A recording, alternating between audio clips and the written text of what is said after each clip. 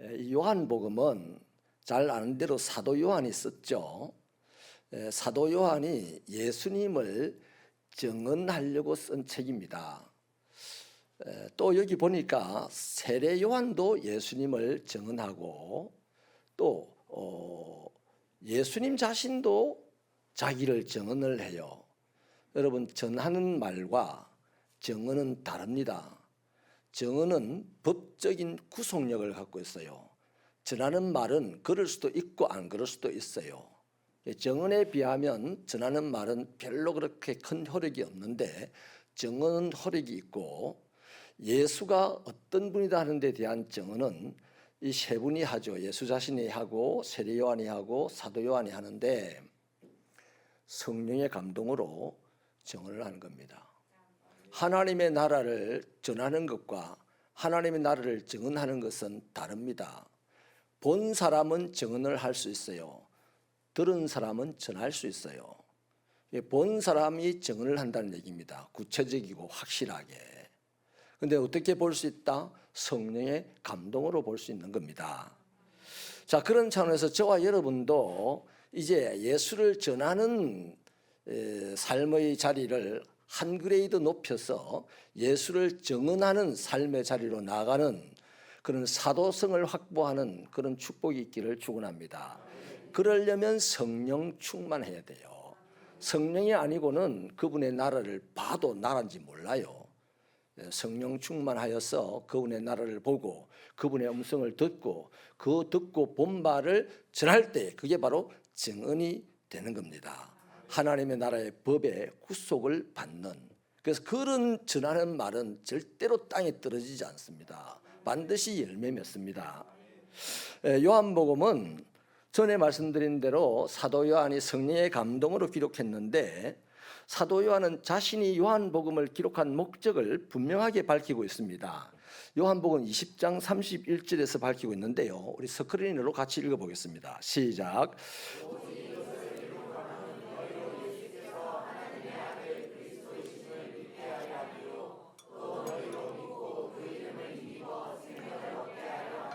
아멘.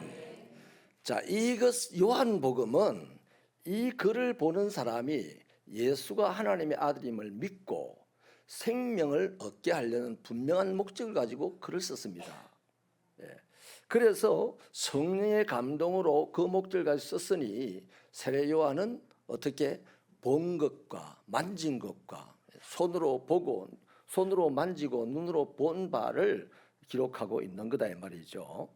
자, 우리가 읽은 이 요한복음은요, 특히 3장은 세 단락으로 되어 있는데, 첫째 단락이 니고데모와 예수님의 대화죠. 대화의 요지가 뭡니까? 예수님께서 하늘로부터 보냄을 받은 아들이다. 그가 참빛이다. 그 아들을 믿음으로 구원받는다 하는 사실을 알리고 있습니다.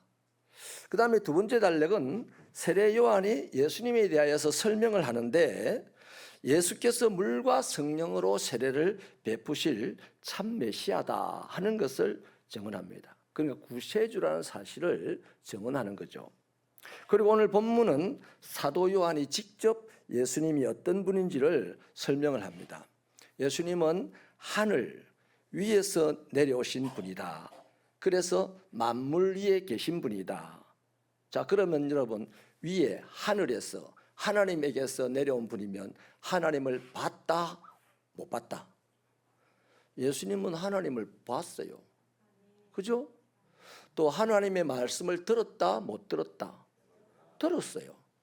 그래서 당신은, 예수라는 분은 이 땅에 내려오셔서 당신이 본 하나님, 그 하나님의 나라, 하나님의 음성, 하나님의 뜻을 이 세상에 증거하러 오신 거죠. 그래서 하나님의 말씀을 이 땅에서 하는 거예요. 설교자가 이 설교하는 것은 사람의 대화가 아닙니다. 우리가 신앙으로 고백하기를 설교자는 뭘 한 사람입니까? 옛날에는 그랬어요. 대언자라 그랬습니다. 하나님 대신 말하는 사람이 됐는데, 요즘은 이제 신앙이 우리가 점점 싸구려로 변질되어 가니까 대언자라는 말을 별로 쓰고 싶지 않습니다. 뭔가 듣는 내가 꿀리는 것 같고, 그래서 그냥 말씀을 전하는 사람이다 이렇게 생각하는데, 이 하나님의 말씀을 전하는 이 사람은 뭐에 의해서 덮임을 받아서 말씀을 전할 수 있다? 성령의 덮임을 받아서 말씀을 전할 수 있다는 겁니다. 이 신앙 고백 속에서 우리는 이 자리에 함께 앉았고, 이 약속으로 목사는 설교로 여러분에게 하나님의 말씀을 증언하고, 여러분은 그 설교를 들음으로써 하나님의 나라를 여러분이 그려보는 겁니다.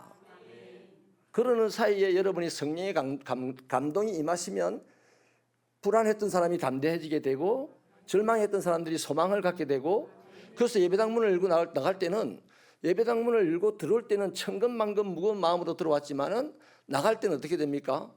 자유의 몸으로 되어 나간다 이 말이죠.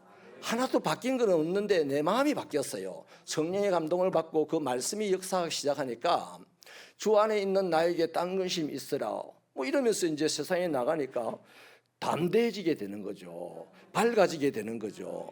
그러면 세상에서 어떤 일을 하든지 간에 훨씬 더 긍정적인 작동이 되어서 좋은 일이 일어나게 되는 것이죠. 뭐 하나님이 길을 가는데 막 팍 엎어지는데 금덩어리를 콱 죽게 되고 이런 수수께끼 같은 일이에요. 기대하면 안 됩니다. 내 마음이 천하보다 귀하고 보배로운 내 마음이 이렇게 변화를 받으면 그 하나님의 힘과 주시는 은혜의 능력으로 세상에서 못할 일이 없는 담대한 사람이 된다 이 말이에요. 여러분, 골리앗 앞에서요, 대단했던 사람들은 다 두려워서 바위 뒤에 40일을 숨어 있는데 아무것도 아니었던 양치기 소년 다윗은 성령의 감동을 받으니까 어떻게 됩니까? 그 어린아이의 마음에 담대함이 일어나서 골리앗도 이길 만한 용감함이 생겨서 골리앗 앞에 달리 나가잖아요. 다윗의 별명이 제가 뭐라고 했어요? 골 때리는 놈이랬습니다. 골 때리는 놈. 골리앗이 지어준 별명이 제일 적당한 별명이 골 때리는 놈일 거예요. 저 골 때리는 놈 봐라 이럴 거예요. 근데 진짜 돌멩이를 떴는데 골 맞았어요. 죽으면서 뭐랬을 거예요? 진짜 골 때리는 놈이라고 죽었대. 할렐루야. 이것을 성경적으로 말하면 세상이 감당치 못하는 신앙인. 교회를 백날 다녀도요, 성령의 감동의 경험이 없고 성령의 감동의 충만함으로 오늘 살아가지 못하면 뭐 허접하기 짝이 없습니다. 대체로 아이고 내가 교회를 왜 갔다 왔지 오늘 바쁜데 뭐 이렇게 되는 거죠. 그러나 성령의 감동이 되면은 교회를 한 번 가고 두 번 가고 자꾸만 가고 싶네가 되는 거예요. 그래서 자꾸 가다 보니까 예수를 닮아가는 거예요. 그 세상 사람들 조롱을 하죠. 그런데 어느 날 세상이 못하는 일을 그 사람이 해내는 거예요.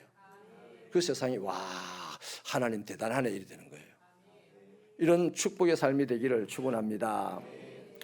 그래서 예수님은 하나님의 독생자로 하늘에서 하늘 보좌에서 하나님 우편에서 하나님을 매일같이 보고 하나님의 마음을 매일같이 들여다보고 하나님의 음성을 매일같이 들어서 이 땅에 오셨으니 하나님을 본 자로서 자기가 보고 들은 것을 세상에 증언을 한 자라고 지금 요한이 설명하고 있는 겁니다. 자, 그렇다면 반면에 인간은 어떻습니까? 인간은 아무리 탁월해도요 땅에 속한 것일 뿐입니다. 그래서 땅에 속한 말만 할 뿐입니다. 그 사람들이 말 잘한다, 뭐 사람들이 뭐 인물 좋다, 사람들이 공부 많이 했다, 그거 별로 중요하지 않습니다. 아무리 고상한 사람도요 죽을 때 하고 죽어요. 그렇잖아요. 아무리 돈이 많아도요 죽음 앞에서는 꼼짝도 못 하잖아요. 그것도 살아도 마찬가지입니다. 한 70살만 되면 다 똑같습니다. 땅에서 난 사람은 땅에 있는 것을 말할 뿐인데 그것을 아무리 화려하게 꾸며도 언젠가는 뽀록이 나는 거예요. 자기 몸이 아파서 썩어 들어가는데 자기 몸에서 기어나오는 벌레도 못 잡는 게 인간입니다. 그러니까 인간, 세상의 것을 가지고 뭐 폼 잡는 것 그냥 웃고 넘기세요. 그 앞에서 자괴감에 빠지고 뭐 그러지 마시고 웃고 넘기시고 성령의 충만함을 받으셔서 성령이 본 그 하나님을 우리도 볼 수 있기를 축원합니다. 그래서요 땅의 기원을 둔 사람은 아무리 훌륭하고 탁월해도 땅에 있는 얘기밖에 할 것이 없으니까 차원 높은 하나님 나라 얘기는 못하는 거죠. 그러므로 그 사람들이 간혹 하나님의 나라 일을 말한다면 하나님이 계시한 그것 신령한 지식, 그것을 조금 본인이 깨닫는 그 정도 가지고 하나님 나라 말할 수 있는 거예요. 어찌 보면 우리가 다 이 범주에 속합니다. 보통 우리는요, 하나님을 다 안다고 생각하는데요, 하나님을 100으로 치면 우리는 하나님에 대해서 1도 몰라요. 하나님이 당신을 보여준 그 부분 중에서도 보여준다고 다 압니까? 깨달아야 알지.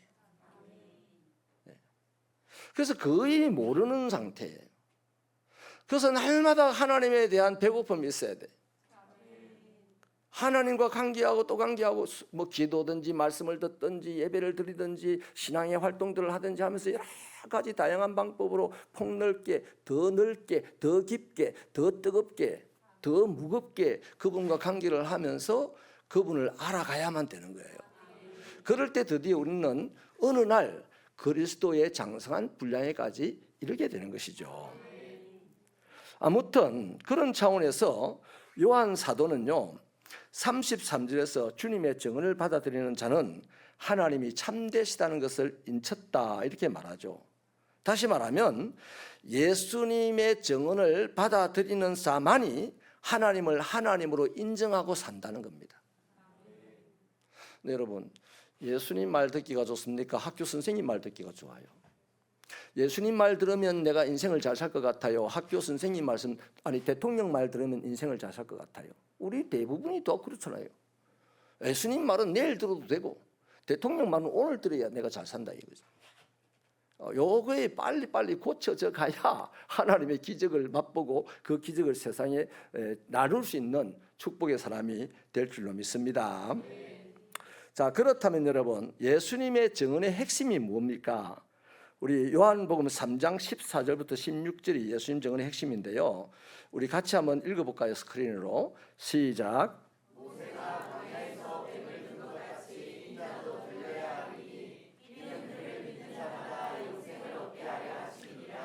하나님이 세상을 이처럼 사랑하사 독생자를 주셨으니 이는 그를 믿는 자마다 멸망하지 않고 영생을 얻게 하려 하심이라. 아멘. 자, 이 증언을 받아들일 때에 그 사람이 정말 하나님을 믿는 사람이라는 것입니다. 자, 쉽게 얘기하면 예수님이 십자가에 못 박히고 그 십자가가 세워질 때 들렸어요. 그 십자가를 들려서 그를 바라봤다 하는 거죠.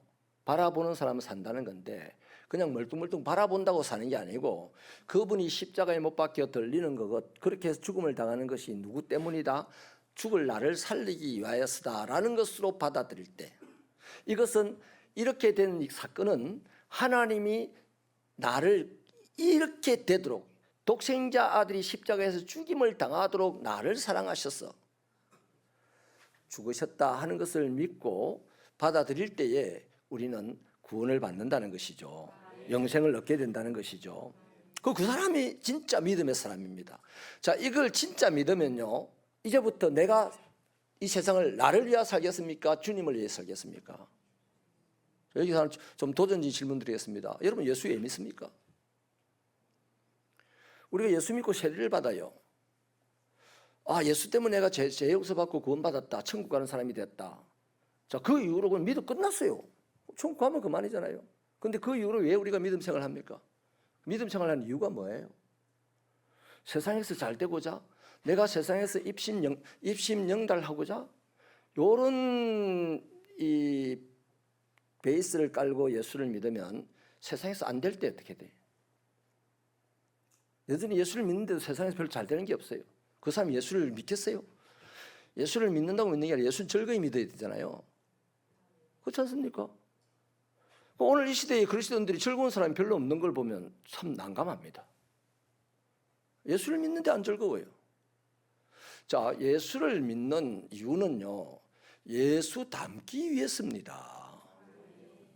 아니, 예수를 닮아야 세상을 살리고 세상을 들었다 놨다는 영향력 있는 인물이 되고 머리가 되고 뭐 그런 거지. 예수를 안 닮았는데, 도둑을 닮았는데 세상을 들었다 놨다 할 수 있나요? 선한 영향력을 끼칠 수 있나요? 세상을 살릴 수 있나요? 없어요. 가난하든지 못 배웠든지 상관없습니다. 예수를 닮으면 가난한 사람도 세상을 살리는 사람이 되고 학교 문턱에 안 간 사람도 세상을 살리는 사람이 되는 거예요. 그런데 예수를 닮지 않으면, 예수를 믿는데도 예수를 닮지 않으면 그 사람은 가난하면 불이 죽어서 세상을 못 살아요. 남보다 못났다 싶으면요, 집 밖으로 나가고 싶지도 않아요. 오늘 이 시대는요, 세상이 그런 시대입니다. 외톨이, 은둔형 늑대들, 이런 사람들이 많이 나타나는 시대입니다. 이런 시대에 저와 여러분이 정말 세상의 빛이라면, 세상의 소금이라면 어떤 사람이겠습니까? 예수 닮은 사람이죠. 자, 그래서 여러분, 땅에 속한 사람들은 세상의 것들만 가지고 말하기 때문에 결국에는 세상으로 살다가 세상에서 끝이 납니다. 그런데 이 예수, 십자가에 못 박혀 죽으신 예수님을 받아들이고 내 주인으로 받아들이고 그분으로 말미암아서 하나님의 사랑을 깨달아서 영원한 생명을 약속받은 것을 내 것으로 믿는다면 이제 그 사람은 어떻게 살겠습니까? 예수를 붙잡고 달려가겠죠. 누가 예수를 놔라고 아무리 그래도요, 그 사람은 그럴수록 더 예수님을 굳게 붙잡을 겁니다. 그런데 요즘은 예수님을 살짝 붙잡고 있어요. 아주 고상하게 살짝 붙잡고 이렇게 가다가 누가 보면 안 붙잡은 척하고 급하면 또 조금 세게 붙잡고, 안타까운 일이죠. 사랑하는 여러분, 거기다가요 하나님께서 예수님에게 뭘 하셨냐면 35절을 같이 읽어볼게요. 35절 시작. 아들을 사랑하사 만물을 다 그의 손에 주셨으니.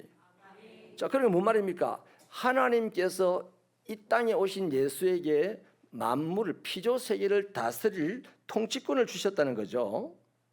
그 다음 거기다 한 가지 더, 요한복음 5장 22절에 의하면 인간의 운명에 대한 결정권도 주셨어요. 거기 보면 심판의 권한까지 주셨어요.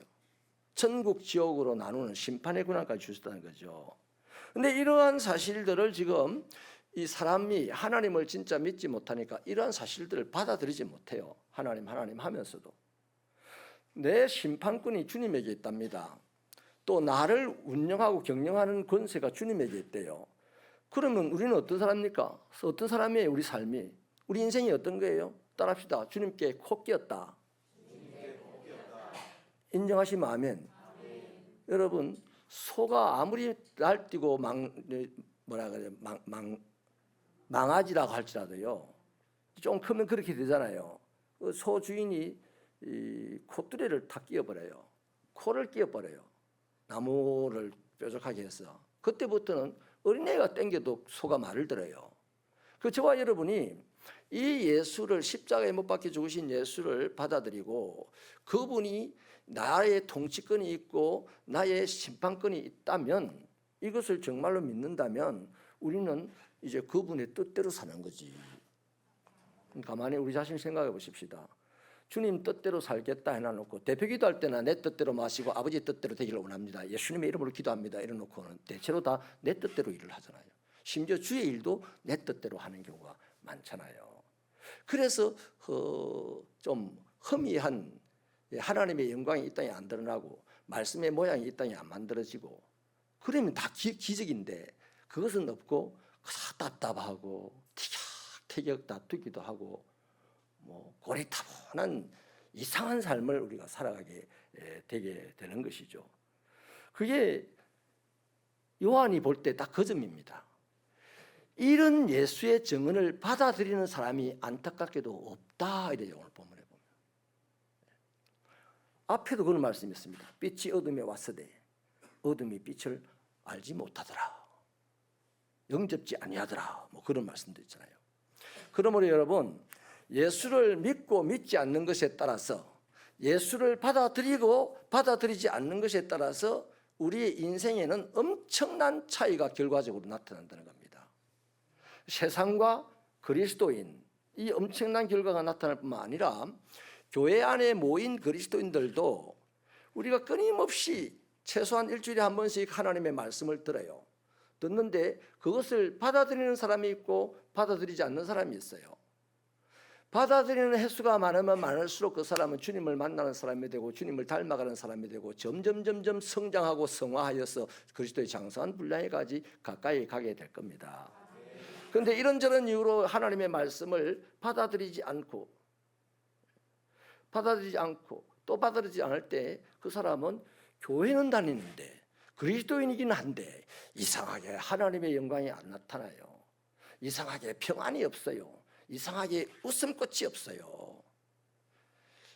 기도를 주로 많이 하는 사람들이요, 좀 표독스럽게 생긴 사람들 보면 무섭습니다.